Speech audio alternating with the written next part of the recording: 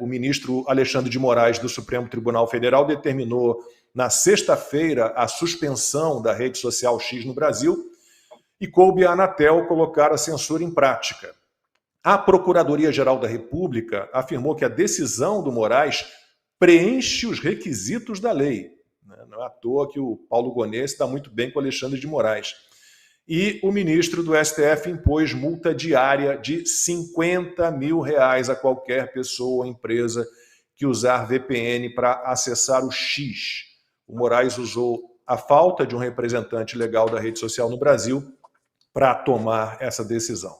Bom, o Alexandre de Moraes tentou impor ao X, e há provas sobradas de tudo isso, né, no caso dos arquivos do Twitter Brasil, na Vaza Toga, né, ele tentou impor uma série de decisões ilegais, ameaçou prender funcionários da rede social, impôs, como disse, multas milionárias, e aí vão dizer que o problema é que o X não tem um representante legal no Brasil. O problema são as ordens ilegais abusivas, né? Então, qualquer pessoa que mora no Brasil, qualquer empresa que atue no país tem de respeitar as leis brasileiras, consta, mas os ministros do STF, principalmente eles, também. Pois é isso que se espera numa democracia que o Brasil já não é mais, né? Alexandre de Moraes vem dobrando a aposta a cada dia. Essa foi a sua cartada mais agressiva até aqui, na minha opinião. Um sujeito, numa decisão monocrática, impacta negativamente a vida de mais de 20 milhões de usuários. Né? Tudo isso por uma disputa meio pessoal e também para, claro, se proteger dos crimes que ele cometeu e que o Elon Musk agora está expondo. Veja, nem sempre o herói usa capa. O Elon Musk é um herói. Nós estávamos até um pouco apreensivos, porque ele tinha prometido, né, liberar algumas contas lá atrás, e quando ele comprou essa briga com o Alexandre de Moraes, depois ele deu uma sumida. E a gente entende, o cara tem algumas coisas para fazer na vida, tipo dar marcha ré em 2 foguetes ao mesmo tempo, ajudar na campanha do Trump, que é onde está acontecendo hoje o principal campo de batalha de quem defende a liberdade de expressão como ele e de quem quer levar tudo na direção de um Brasil da vida, como o Partido Democrata e a Kamala Harris hoje. Então ele é um cara ocupado, né? Mas ele mergulhou de vez, uma vez mais agora, na questão brasileira. Estava claro, então, que ele estava tentando proteger a sua equipe. O fez, cumpriu com a sua promessa. Então a Ludmilla já adiantou, mas hoje o Paulo Figueiredo, eu, ela, o Alan, o Monark, todos estamos liberados, né? Só que o Brasil, por sua vez, não está.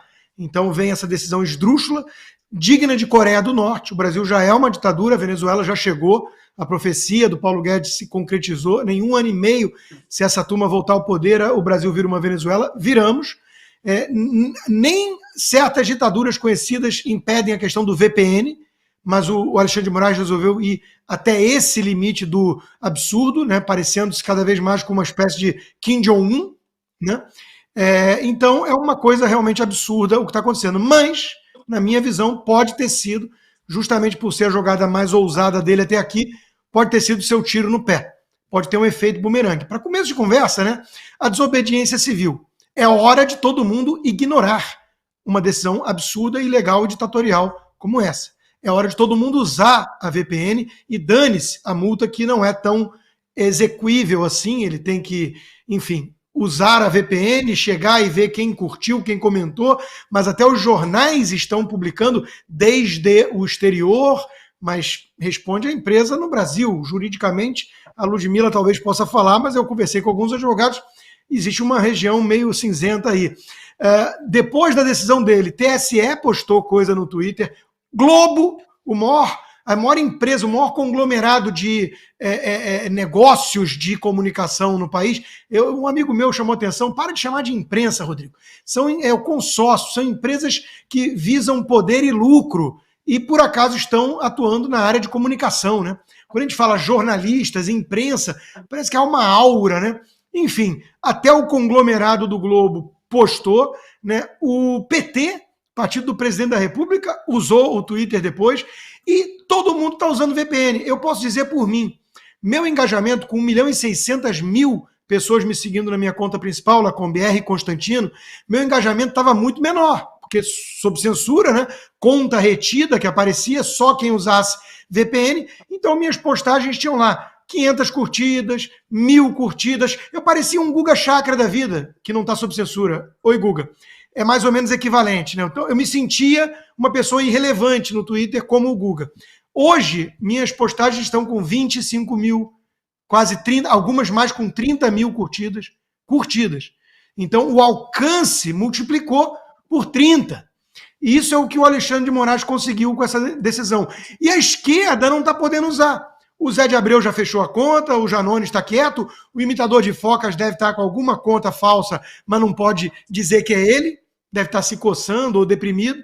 Então, o Twitter, o antigo Twitter, o X, ficou limpo. Está um ambiente muito mais limpo. Foi desinfetado de petralhas. Né? Então, um tiro no pé. Starlink disse que não vai cumprir as ordens da Anatel enquanto o dinheiro estiver sequestrado pelo governo.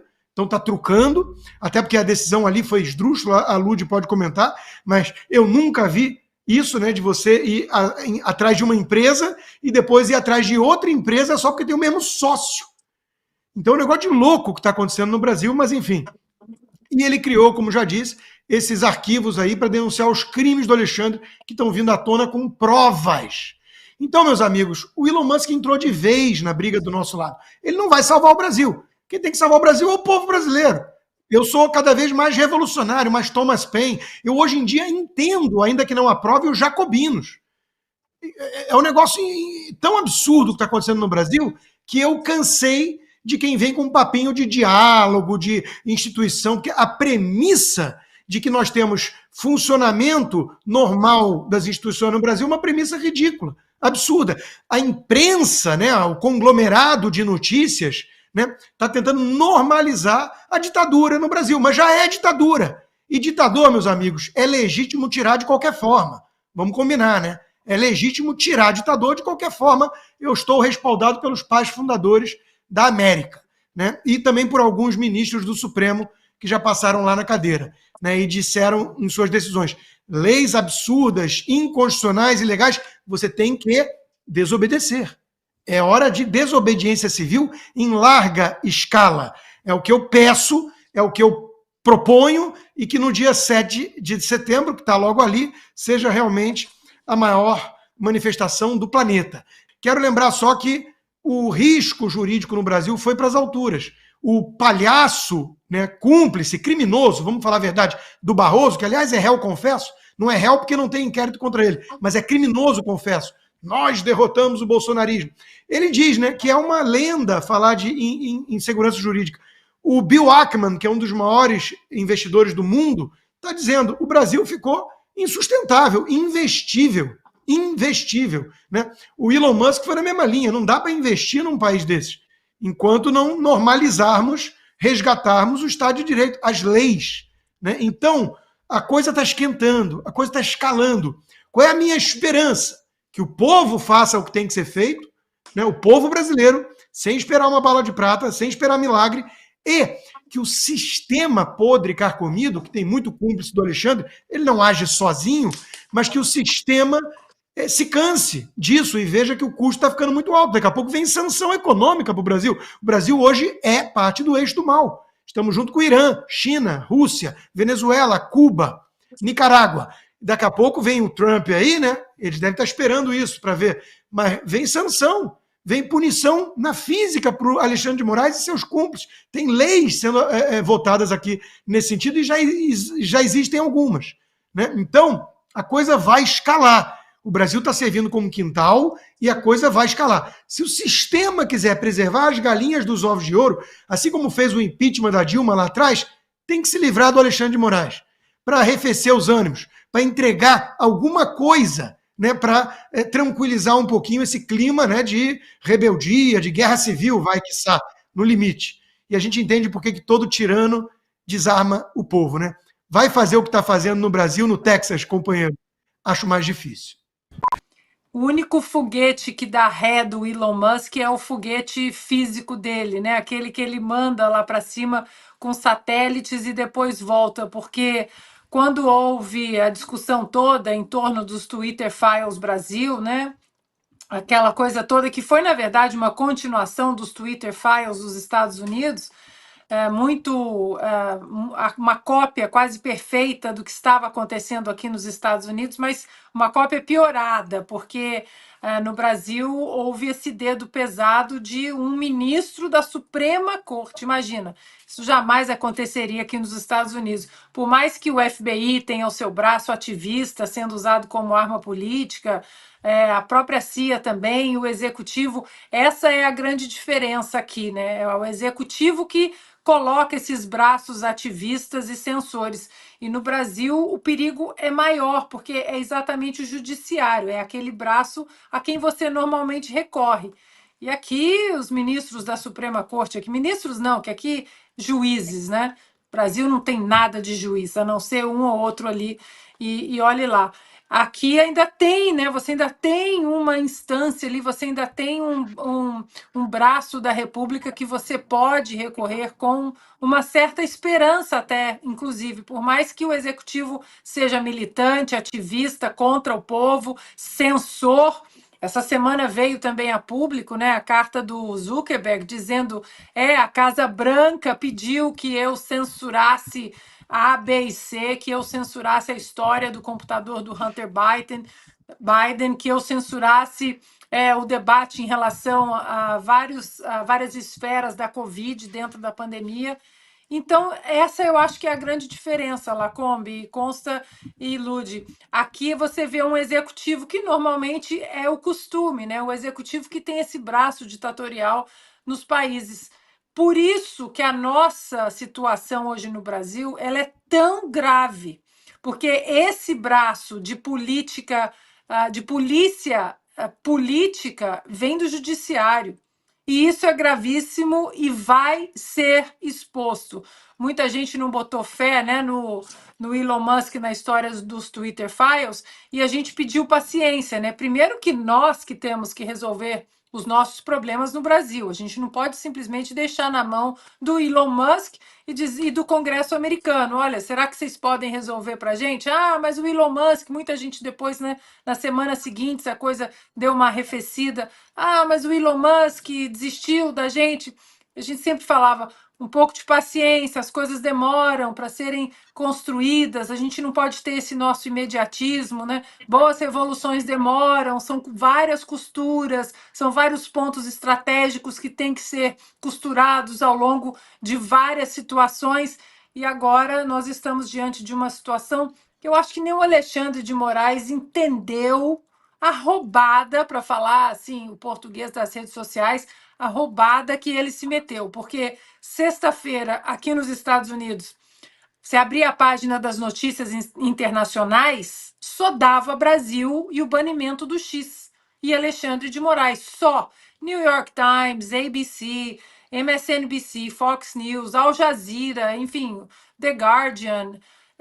Então eu acho que não tem volta. Ainda mais agora com esse perfil, que tem esse perfil vai colocar, né, luz, vai jogar luz nessas decisões secretas de banimento de perfis, de censura e de um Brasil inimaginável, né, para o ano de 2024.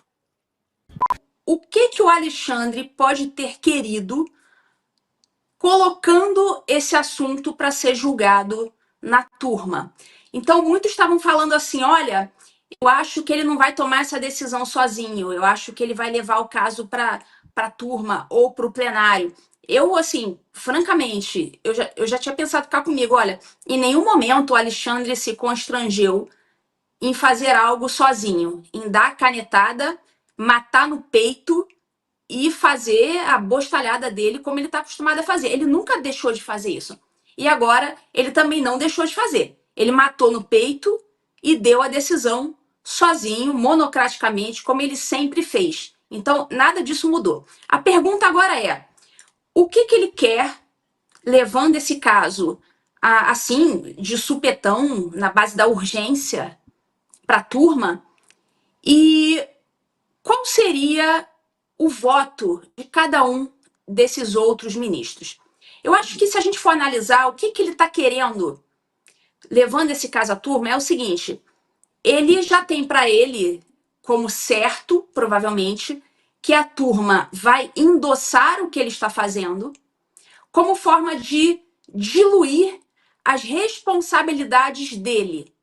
Então, com isso, ele consegue sair um pouco do radar e, pelo menos internacionalmente falando, ele vai tentar colocar a coisa da seguinte forma: olha, não sou eu, vocês estão mirando em mim, mas o problema não sou eu. Você vê que todos os outros juízes aqui também estão concordando comigo. Assim, eu estou tirando que ele tá certo de que os outros juízes votarão com ele. Agora, dentre esses ministros da primeira turma, tem um que está me chamando a atenção e que eu estou muito curiosa para saber qual que vai ser o voto dele, que é o ministro Luiz Fux. O Luiz Fux, ele é juiz de carreira, juiz concursado do Tribunal de Justiça do Rio de Janeiro. E ele, portanto, ele tem cabeça de juiz. Ele dá para perceber que ele não é um cara ideológico, como, por exemplo, o Barroso, o Flávio Dino. Entretanto, ele endossou o inquérito do fim do mundo. Só para refrescar aí a cabeça da galera, o único que foi contra o inquérito do fim do mundo foi o ministro Marco Aurélio Mello. Portanto, o Luiz Fux, ele endossou o inquérito do fim do mundo. Então, a minha pergunta é a seguinte, aí fica no ar. Se aí eu, enfim, pelo menos aqui nos Estados Unidos, nós estamos liberados a fazer conjecturas, né? O que será que esses caras, o Zanin, a Carmen, o Dino e talvez o Fux, o que será que eles temem? Porque eu, francamente falando, eu me nego a acreditar que esses caras realmente, assim, com sinceridade, achem que isso que o Moraes está fazendo é realmente ilícito. Tanto que a gente está vendo agora o próprio pessoal aí da Globo, o Luciano Huck, Thiago Leifert, que é um isentão, a gente está vendo esse pessoal falando, opa, peraí, ele, né, não é assim, isso aí é coisa de ditadura, tal. A gente está vendo esse pessoal isentão se manifestar contra o Moraes. Então, assim, eu me recuso a acreditar que essas figuras do STF realmente achem que o Moraes está certo. Eu me recuso a acreditar que eles achem isso com sinceridade. Então, a pergunta que fica é, por que que eles estão endossando isso? Pelo menos eu já estou adiantando aqui a minha opinião, que é a de que eles vão endossar. O único aí que eu tenho alguma dúvida de se vai endossar ou não é o Fux. Então fica a pergunta, rola algum tipo de chantagem? Não sabemos. E se rola, do que eles estariam sendo chantageados? Não sabemos. Por que que eles estão protegendo? Não sabemos. Podemos criar 1000 conjecturas, mas é uma pergunta aí que a gente deve se fazer. Então, na minha opinião, o julgamento vai ser, pelo menos, né, no mínimo, 4-1, mas será endossado.